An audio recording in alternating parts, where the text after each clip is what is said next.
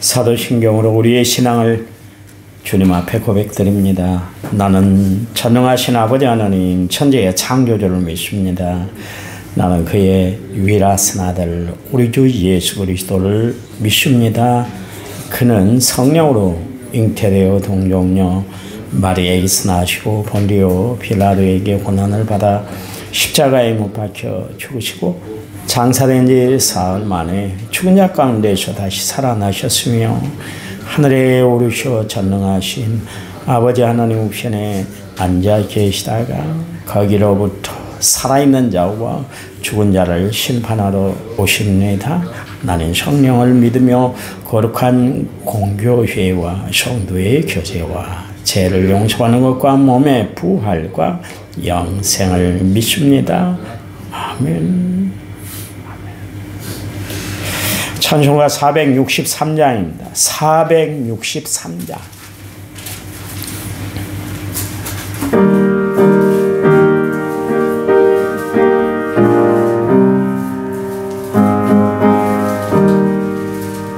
신자 되기 원합니다.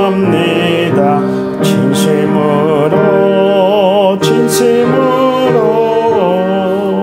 신자 되기 원합니다.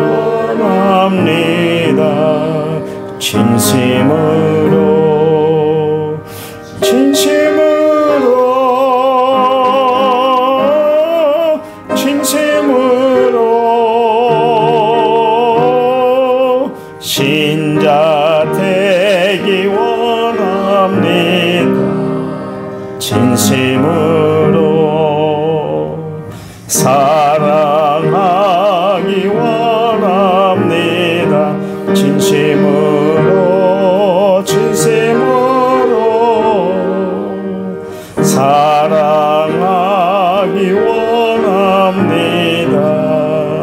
진심으로 사랑하기 원합니다. 진심으로 거룩하기 원합니다. 진심으로 거룩하기 원합니다. 진심으로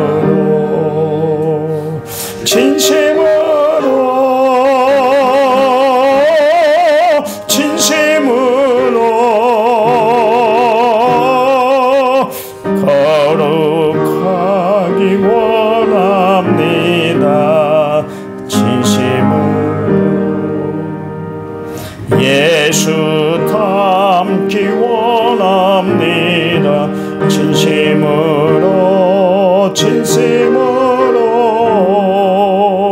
예수 닮기 원합니다.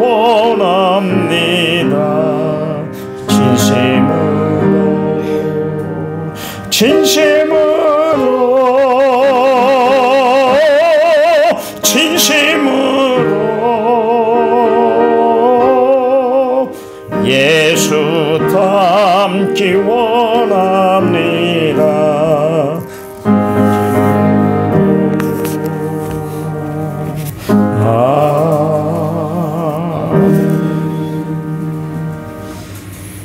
성경 말씀 봅니다. 욥기서 6장 10절. 욥기서 6장 10절. 어제 읽었던 성경인데요. 766쪽. 그리할지라도 내가 오히려 위로를 받고 그칠 줄 모르는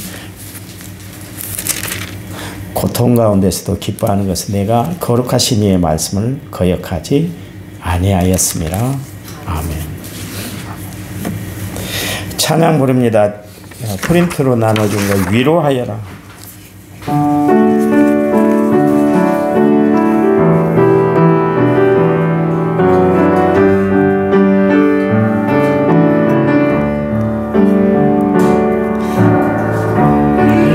위로하여라. 내가 나의 위로했듯이 눈물 닦아주어라. 내가 울 때 내가 내 눈물 닦아줬듯이 사랑은 나로 말미암는 은총, 사랑은 나로 말미암는 선물, 사랑은 나로 말미암는 그 사랑하라.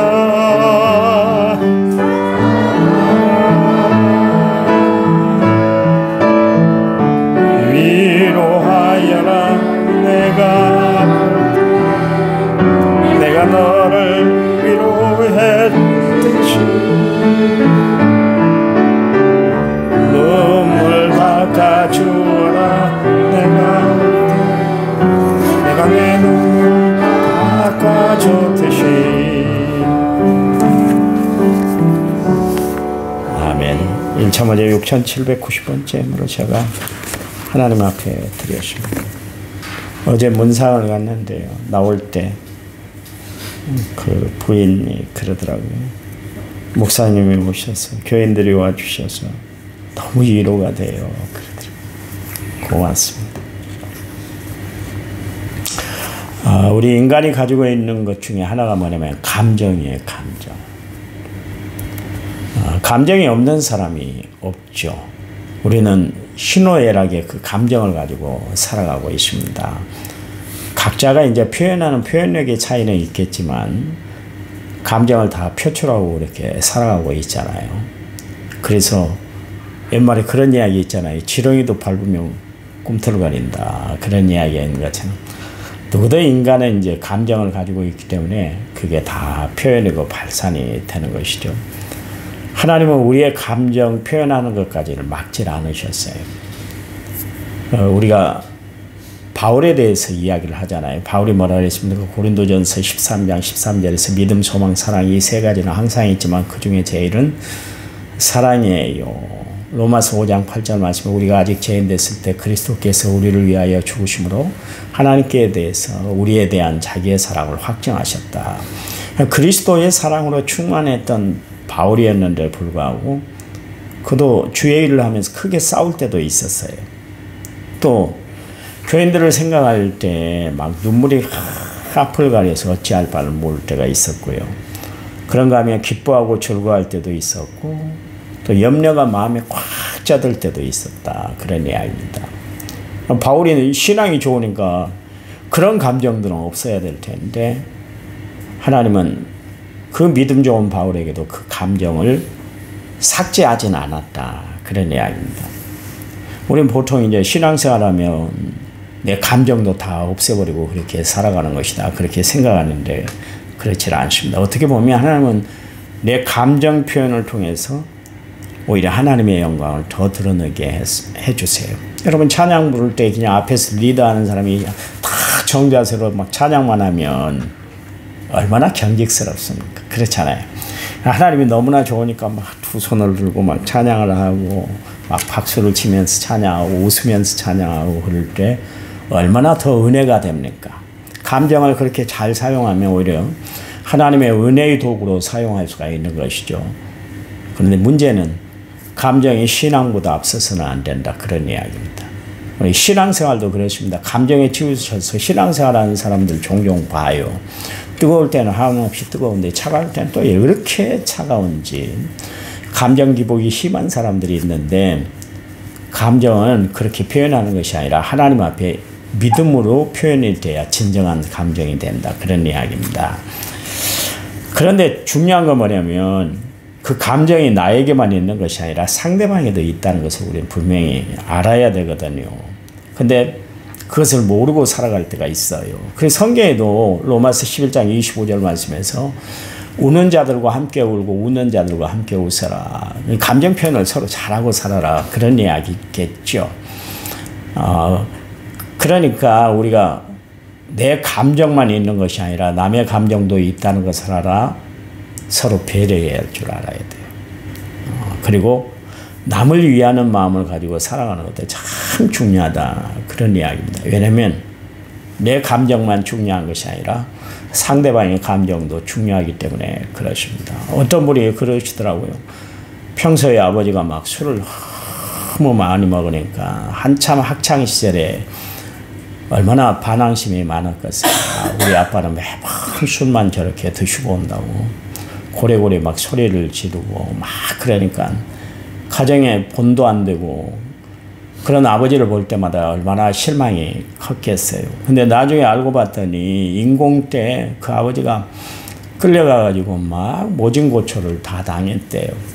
그러니까 이제 날씨가 좀 안 좋고 그러면 몸이 아프면 그걸 이제 어떻게 버틸 수가 없잖아요. 뼈마디가 다 바스러져서 그랬으니까 뭐 술로 고치겠습니까? 뭘로 고치겠어요? 그러니까 이제 그것을 술로 달래고 그렇게 하셨대요. 나중에 이제 크고 보니까 아버지가 이런 상황에 술을 드셨구나. 그것을 생각하니까 이해가 되더라. 그런 이야기입니다.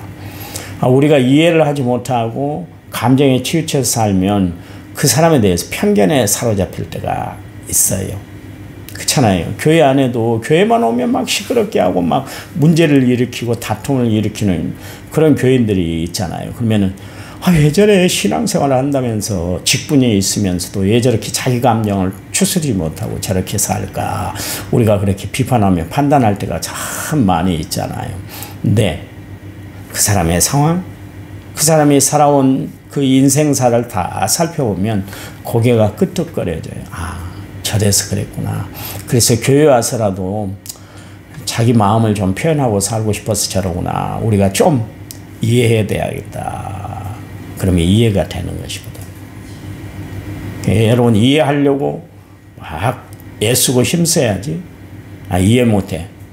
지는 뭔데? 이런 식으로 나오면 이해가 안 되는 거예요. 여러분 늘 감정을 표현할 때 상대방의 감정도 있다는 것을 알아. 잘 수용하고 받아들일 줄 아는 그런 성도들이 되어야 할 줄 믿습니다. 예수님이 그런 말씀을 하셨잖아요. 비판하는 비판으로 너희가 비판을 받고 헤아리는 헤아림으로 너희가 헤아림을 받는다. 그 이야기는 무슨 이야기입니까? 아무리 주변의 사람이 그렇게 나에게 거스르게 행동한다 할지라도 그것을 마음대로 판단하고 평가하지 말아라. 그 사람의 감정 이면에는 어떤 상황이 있는지 그것을 잘 헤아리면 모든 것이 다 합력해 선을 이룰 수가 있기 때문이다. 이제 그런 이야기입니다. 성경에 보니까 그 갑절의 은혜를 구하고 살았던 그의 스승이었던 엘리야의 그 능력보다 갑절의 능력을 원했던 엘리사가 있었잖아요. 엘리사가 이제 그의 스승인 엘리야가 그냥 하늘로 올라가 버린 거예요. 얼마나 낙심이 됐겠어요. 그럴 때 이제 여리고에서 베델로 올라가는데 마을 아이들이 나와가지고 막 엘리사가 대머리였는가 봐요. 대머리요. 올라가라. 세상에서 꺼져버려라. 그런 이야기입니다. 어린 아이들이 한 이야기예요. 그런데 엘리사가 화가 났잖아요. 그러면서 아이들을 저주를 해버렸어요. 그랬더니 앙콤 두 마리가 나와갖고 40명의 아이들을 찢어 발라버렸어요. 아니 하나님의 사람 엘리사 정말 눈물도 많고 은혜도 많고 역사도 많이 일으킨 사람이었는데도 불구하고 자기 감정을 이기지 못하고 그렇게 어린아이들을 막 찢어 바르게 만들어버렸다. 성경에 그렇게 기록되고 있잖아요. 하나님은 그 일을 말리시질 않으셨던 것을 알 수가 있어요. 그거 보면 하나님은 우리 인간이 가지고 있는 감정에 대해서 무시하지 않는다. 이제 그런 이야기죠. 다윗 보세요. 그의 아버지 다윗에게 반역을 들었던 압살롬이 있지 않습니까? 그 압살롬이 반역을 일으켰는데 결국 다윗의 진압군이 압살롬 군대를 다 멸절을 시켰잖아요. 결국 압살롬이 죽고 말았잖아요. 그날 다윗이 우는데 얼마나 울었던지 온 성내 사람들이 다 듣도록 엉엉 울었던 것을 알 수가 있습니다. 하나님은 다윗의 울음을 멈추게 하질 않았어요. 울 일이 있을 때 울게 했다. 그런 이야기입니다. 예수님도 봐보세요. 십자가를 앞에 두고 얼마나 심히 괴로워하셨나요? 예수님이시면 당연히 당신이 십자가를 지시기 위해서 이 땅에 오셨으니까 십자가 지는 것은 문제가 되지 않을 텐데도 불구하고 인간의 몸을, 인간의 감정을 가지고 이 땅에 오신 예수님은 십자가를 두고 무척 괴로워하고 고민스러워 하셨다. 그런 이야기입니다. 여러분, 그래요. 인간은 이처럼 각자의 감정을 가지고 그것을 표현하며 살아가고 있습니다. 욥도 자기가 당하는 시련 때문에 너무 마음이 흔들렸던 거예요. 욥이 믿음이 좋았기 때문에 처음부터 끝까지 일정하게 자기 신앙을 지켜냈던 것이 아니에요. 감정의 기복이 있었어요. 그런데 욥이 잘한 건 뭐냐면 감정에게 자기를 맡기지 않았다는 거예요. 우리 가끔 가다가 감정에 내 자신을 맡기고 살아갈 때가 있어요. 그래서 막 후회버릴 때가 있어요. 말도 함부로 표현해버리고 행동도 마구잡이로 할 때가 있어요.